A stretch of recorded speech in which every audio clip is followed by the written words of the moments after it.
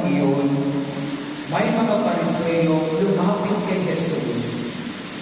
Ibig nilang masilot siya, kaya kanila tinanong, naaayon ba sa kautusan na hiwalayan ng lalaki ang kanyang asawa? Tugon niya, ano ang utos sa inyo ni Moises?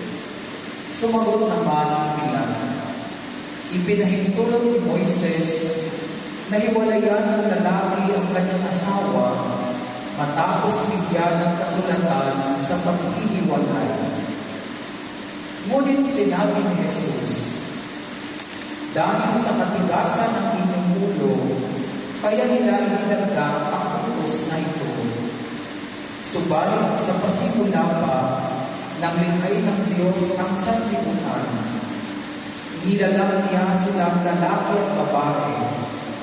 Dahil dito'y iniwan ng lalaki ang kanyang ama at ina, at sila'y magiging isa.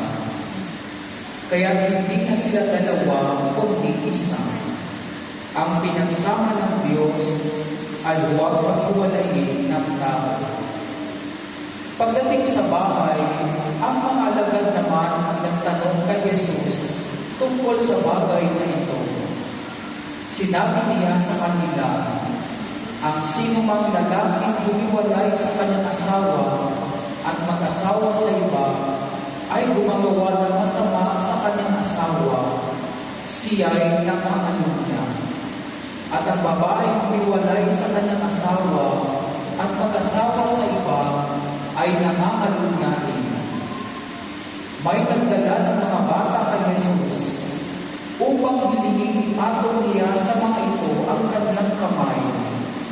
Ngunit pinagbigaan sila ng mga alagad. Nagalit si Jesus nang makita ito at sinabi sa kanila, pabayaan ninyong lumapit sa akin ang mga bata, huwag ninyo silang sawayin, sapagkat sa mga katulad nila naghahari ang Diyos.